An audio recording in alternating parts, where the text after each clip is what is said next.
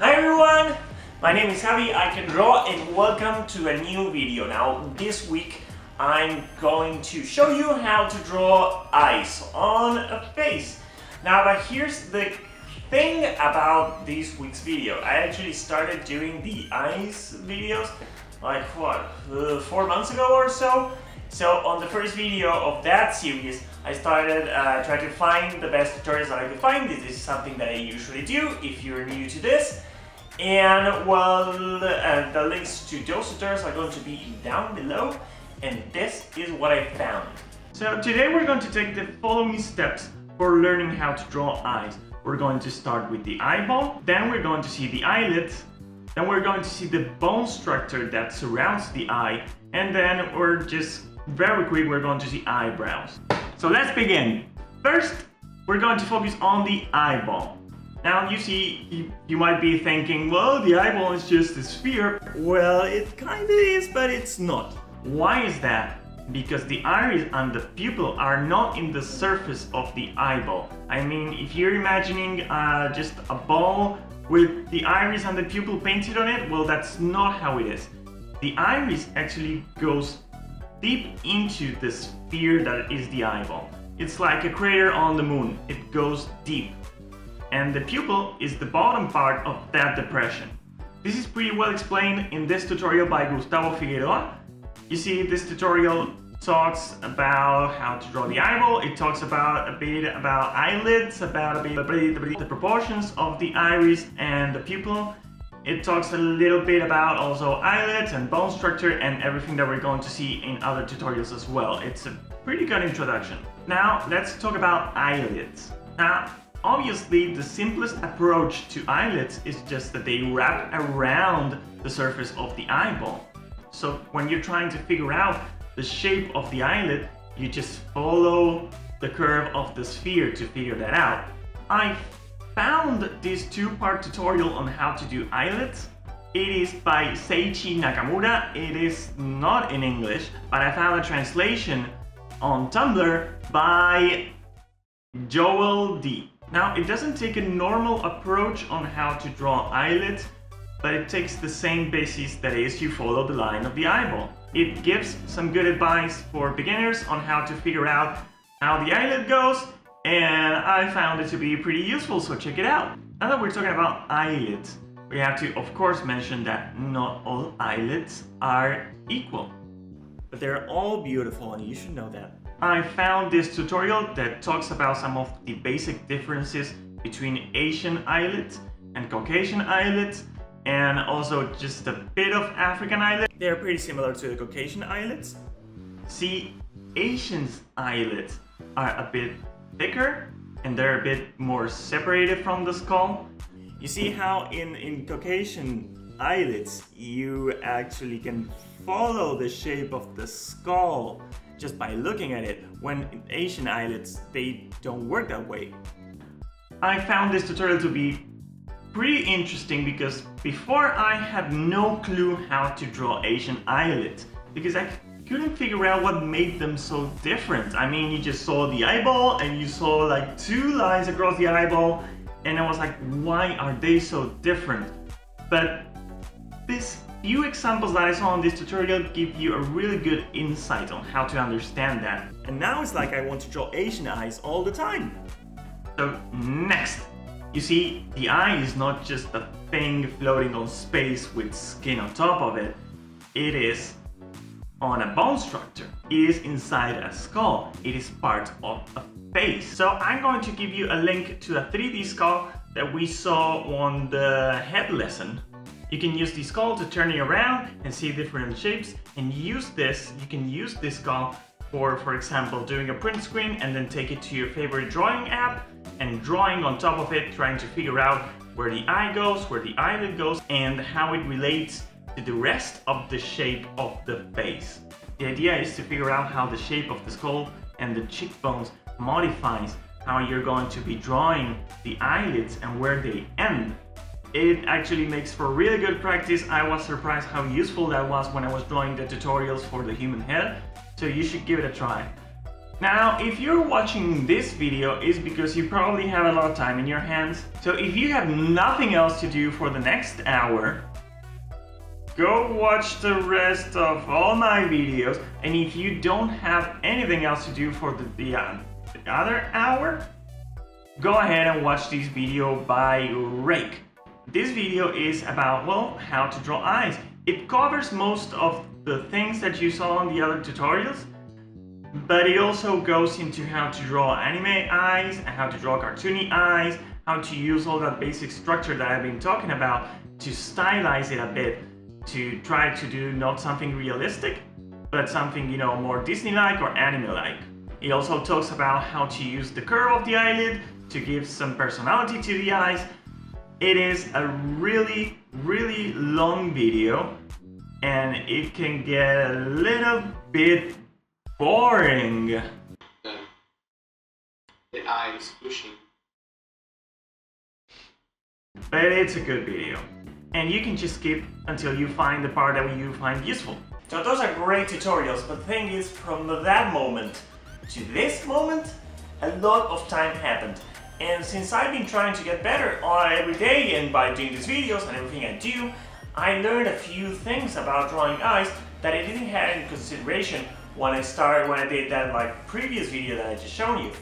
So the first thing that I found is like some sort of secret that can help you know exactly where to place the eye when you're drawing the face at any angle. It's like drawing some sort of mask here.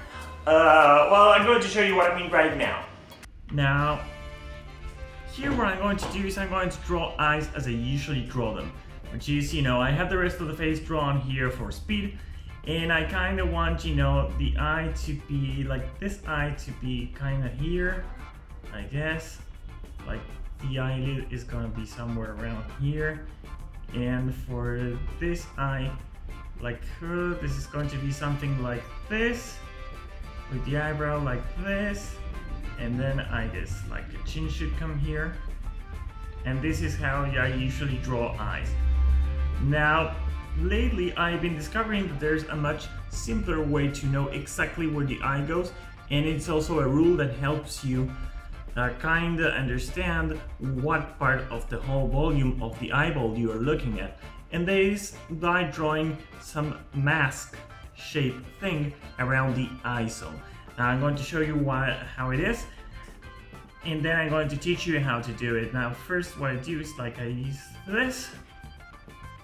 I draw a mask like I'm drawing like some kind of superhero. I focus on the chin just a bit. This comes here. And now that I know this mask, what I do is I use it to focus a bit on the depressions that this would have here.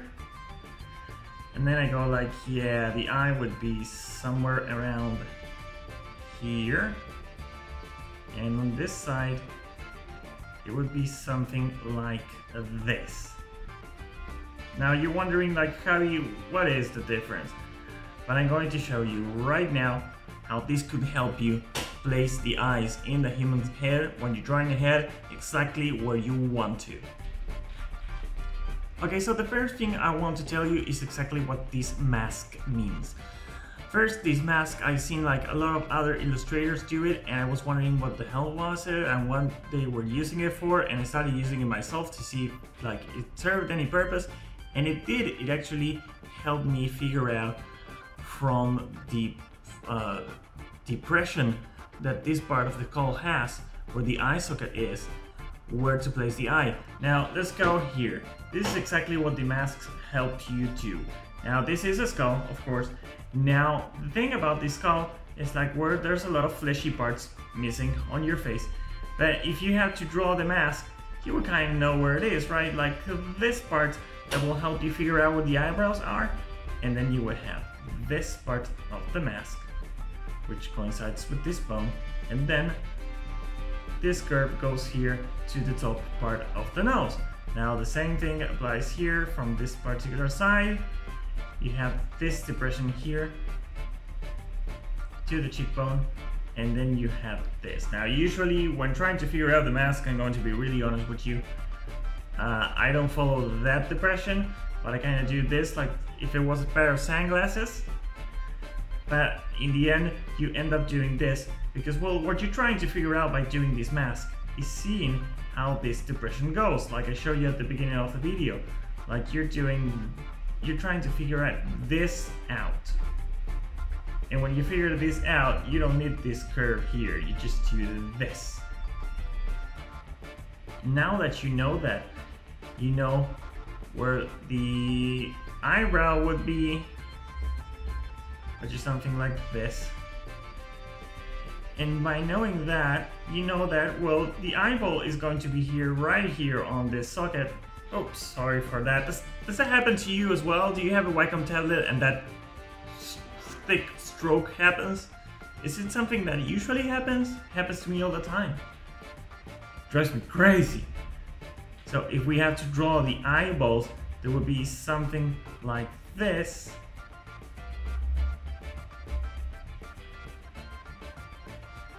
And then you would draw the eyelids,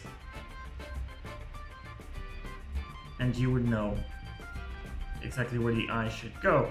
Now this mask thing that I'm doing is to help you figure out how to simulate that depression on the volume of the face, because if you're, you know, when you don't do this, you kind of draw the eye on top of like this surface as if it was something just smooth and straight, and it isn't like that.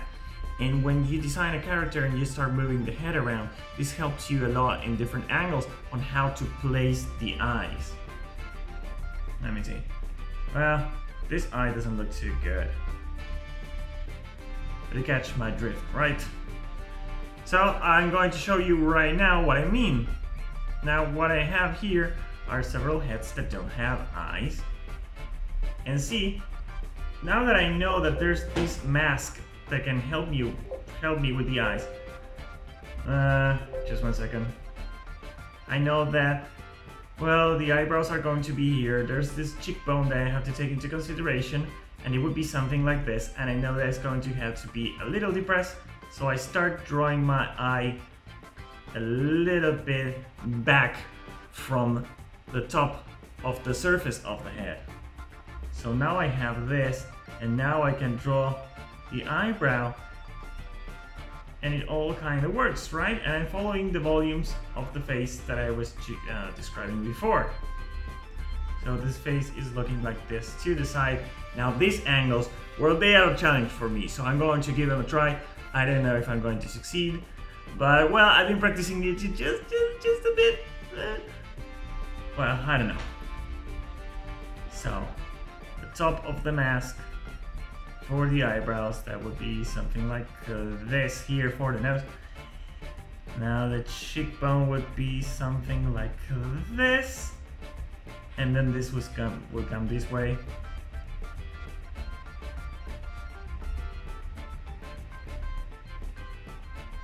I would do something, it's kind of like this because here's a depression.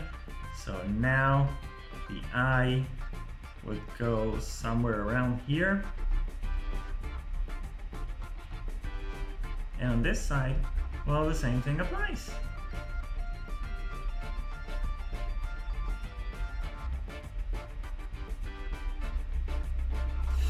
I have to know if it's any good. Is it good? Is it good? Is it good? It looks good enough. I'm pretty proud of that one. So this one, looking down. So eyebrows first,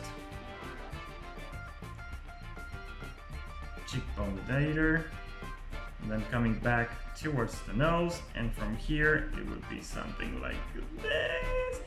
This one, this curve, takes some practice. And in this one, well, the thing about this angle is that when you're lowering your head, your eyebrow starts covering part of your eye. So if I'm going to do like some eyebrow like this,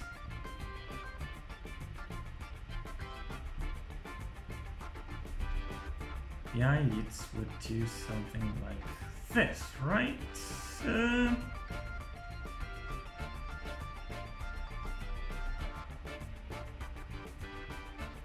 I don't think I'm going to be proud of this one. Let me see.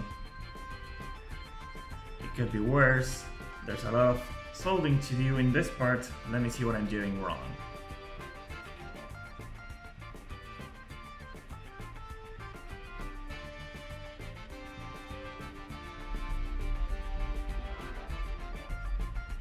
This should be more of a curve.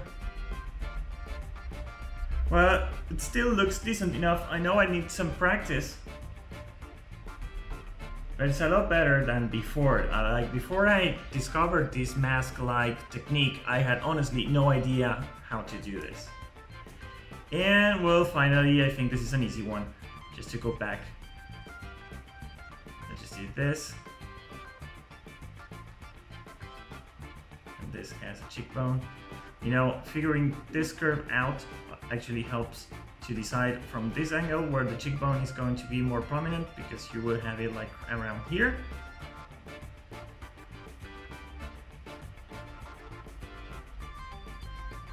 And here we have it, keeping proportions.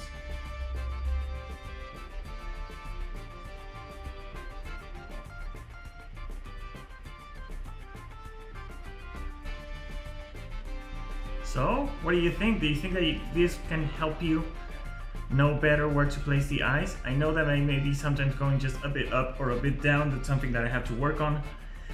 But considering that before this, everything looked like this one here, that wasn't a good one.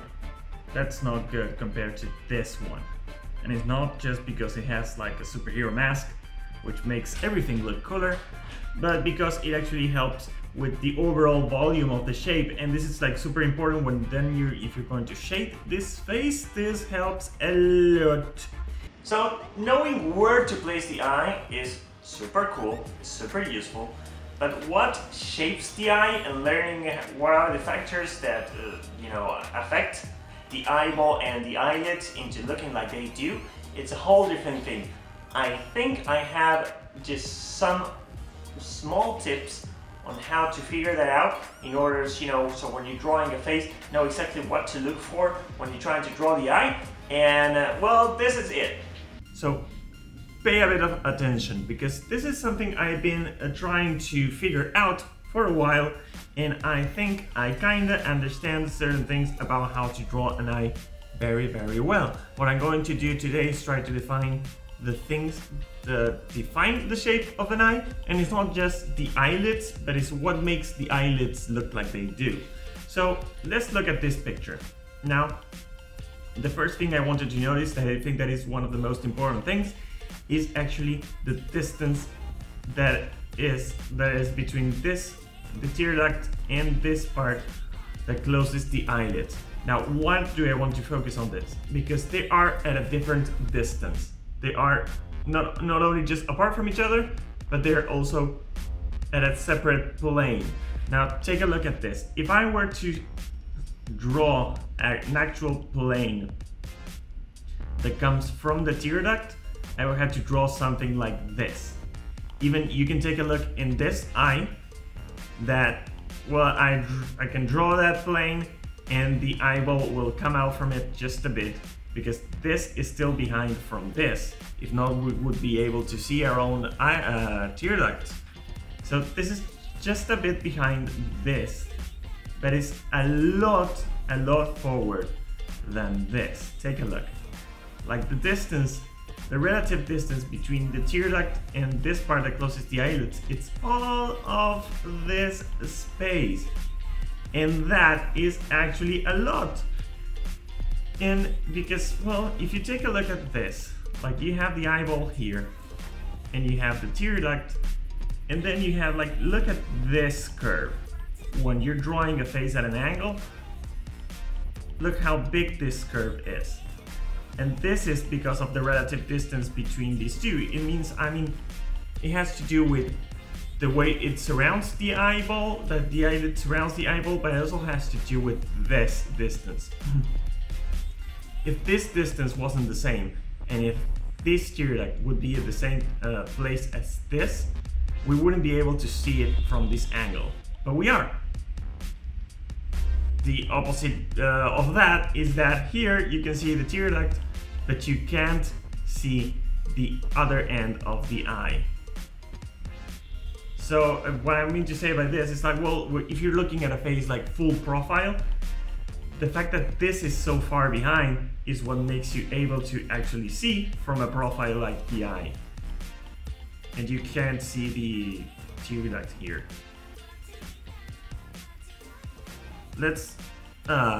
There is a reason why I want to show you this. Well, first because it helps define the shape of the eye, but second because, well, from the tutorials I shared with you, there was one that said like, well, when you're drawing an eye, you have to remember that the top part of the top eyelid is going to be a little bit to the left, you know, for the right eye, and the top down part of the lower eyelid is going to be a little bit to the right. Now, this is true, and it helps a lot when you're trying to make a frontal, like an eye looking at the front. But let's see how it, what I was showing you just right now. Well, let's just split the eye in the middle, like this. Well, this is like, oh, it's a bit tilted.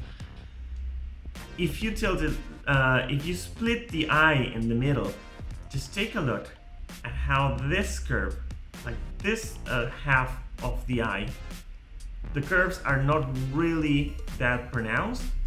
But if you look at this part, this goes like this, like the curves are so different from one side and the other. And this little rule is actually defined by, well, by this distance here. I can't draw on this. They are defined by this distance here. So what you're drawing, when you're drawing this half with a little bit more of curve, you're actually drawing that volumetric difference, like this volume right here. You know what I mean?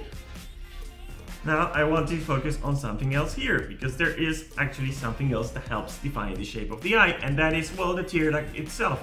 We're talking about the relative distance between the tear duct and the other part of the eyelid, but here, this is a super good example. Like, the shape of the tear duct helps really define this half of the eyelid.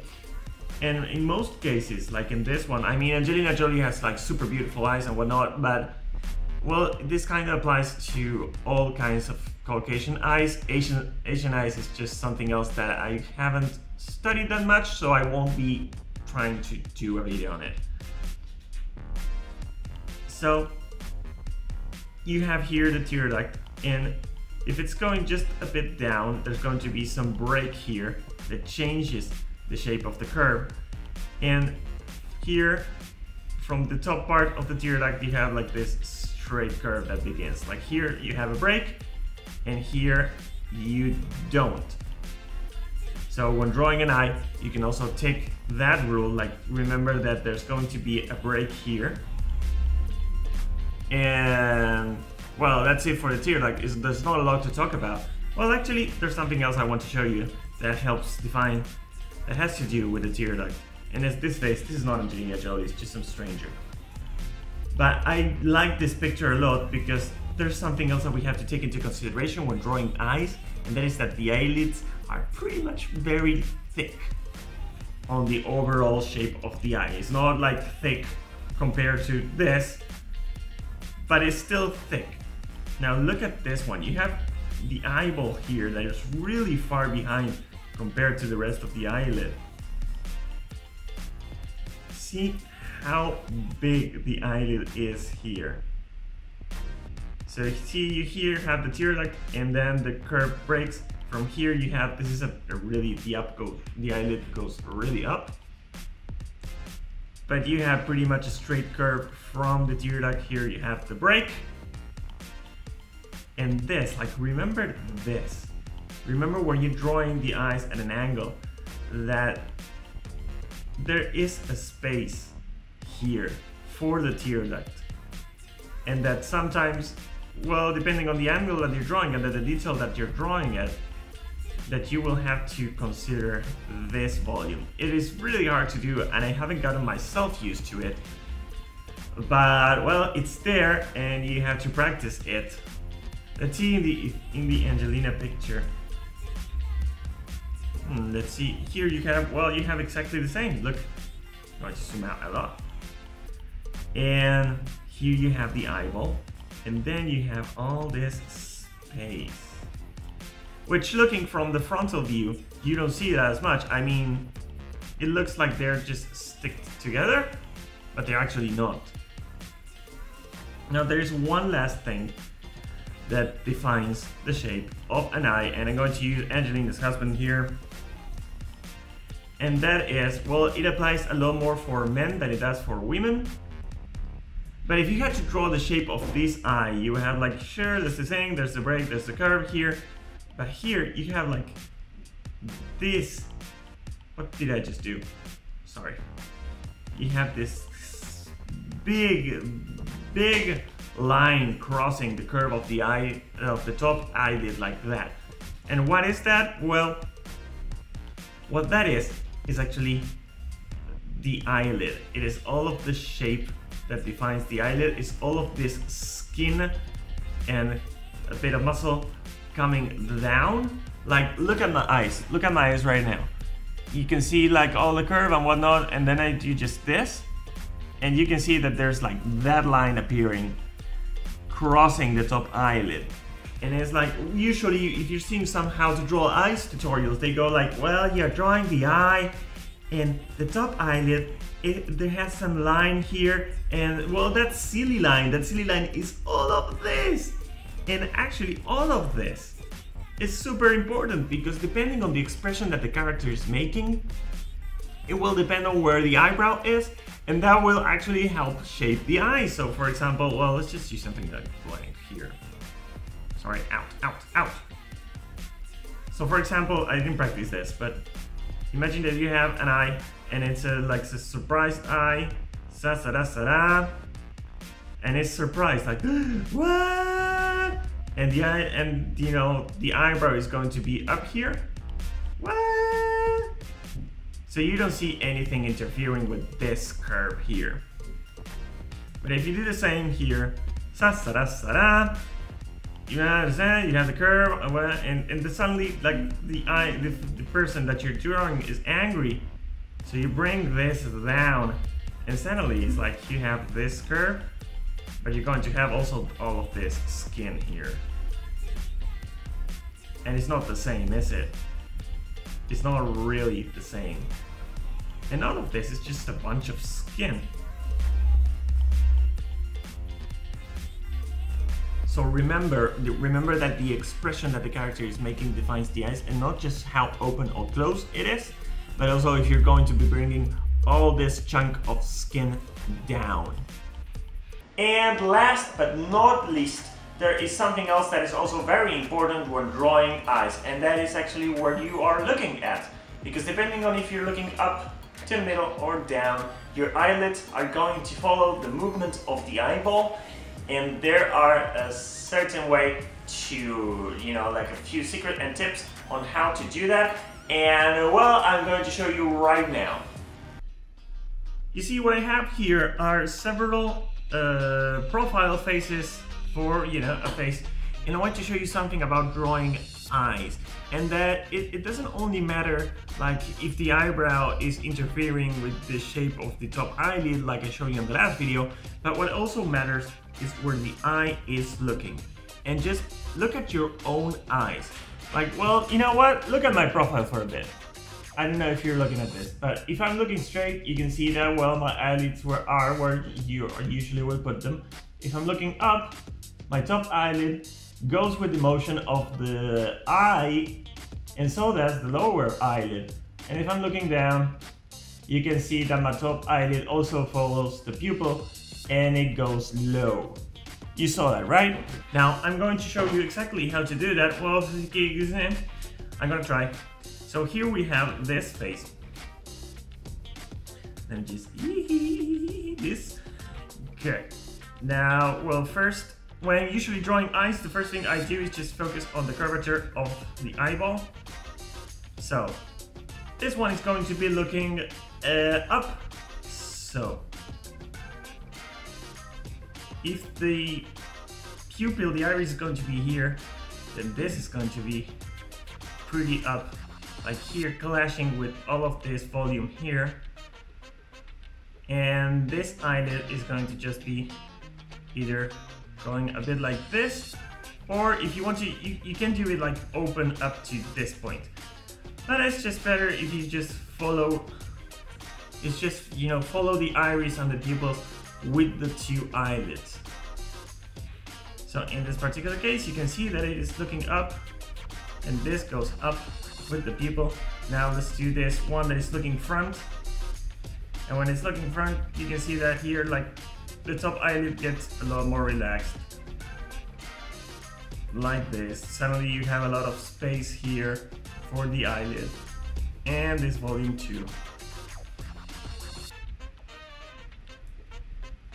Like you can see this, right? And if you're looking down, well, it's pretty much the same. You have here the curvature.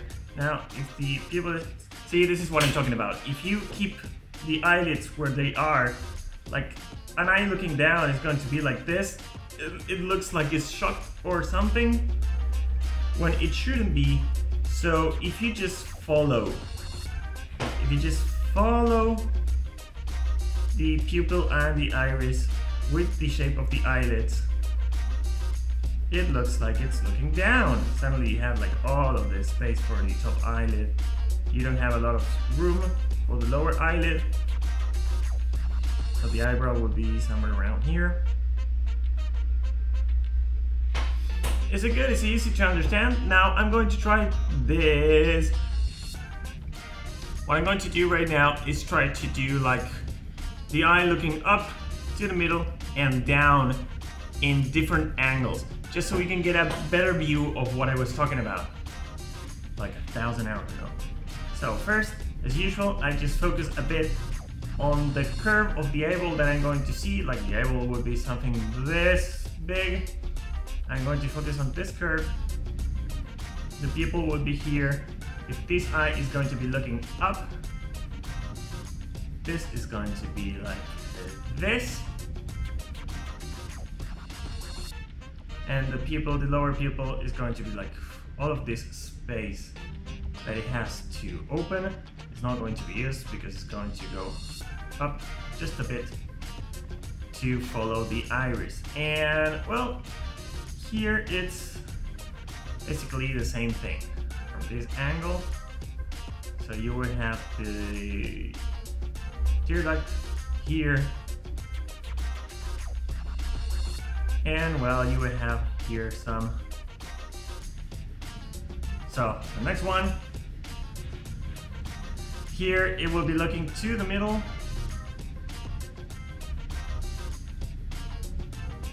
Or to the center.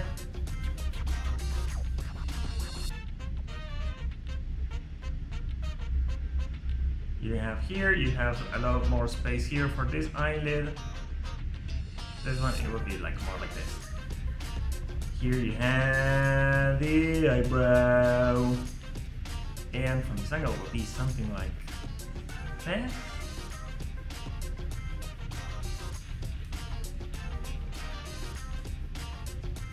And now looking low, well, let's see. This one is a bit more complicated because you usually get like, it looks sad, even though it isn't. So maybe it's like this lower part is actually pretty open. And on this angle,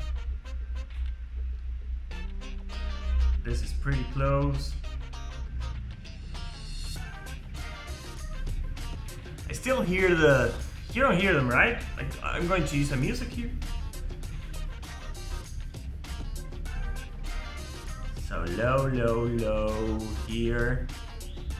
So it's a lot easier to do like this one because, well, you don't have to focus on it too much.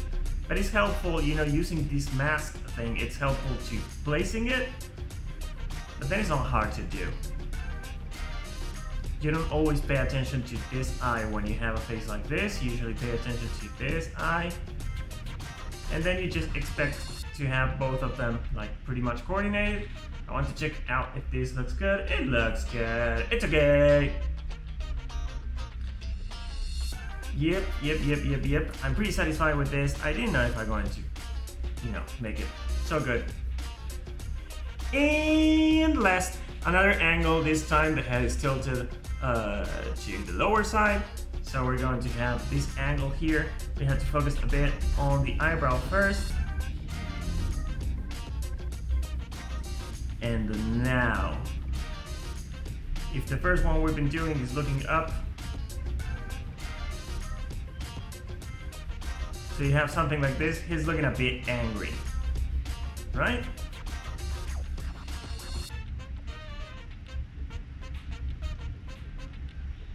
And let's see from this angle, something like this. Maybe this eye is a little bit small. I didn't measure the eyeball all too well. So looking up, like you have all this space for the eyelid.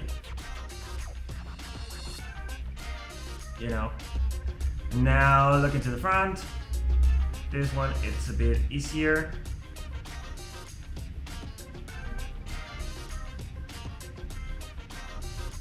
Always remember to take some distance between where the tear duct begins and the eyeball ends.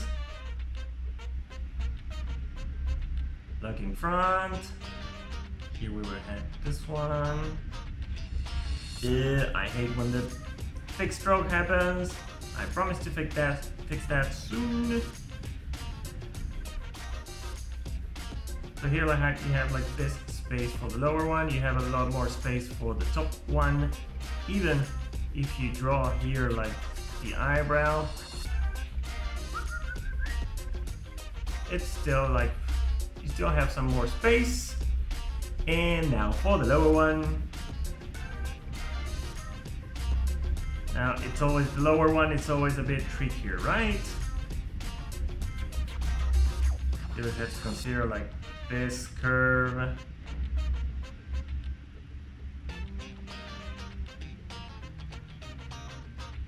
I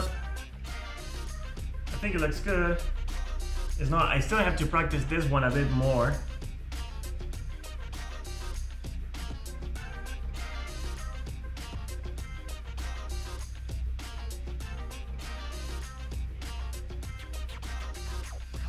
Let's see the eyebrow here for reference.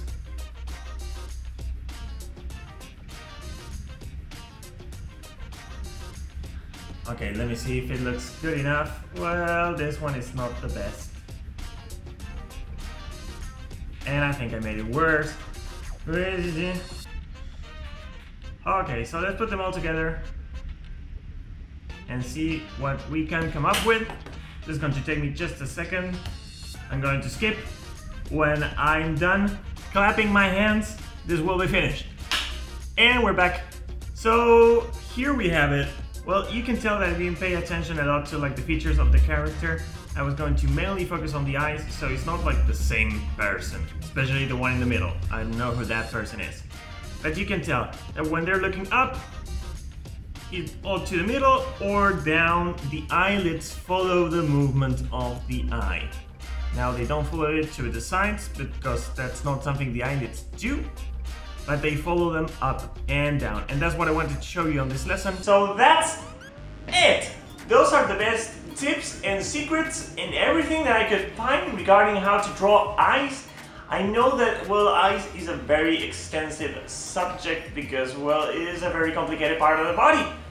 But the important thing, I think, well, that based on the beginning of how to draw eyes and understand the shape and the structures and what moves it and what not, I think it's all there. I think it was all here on this video, on this week, and you know, the video 1,000 years ago.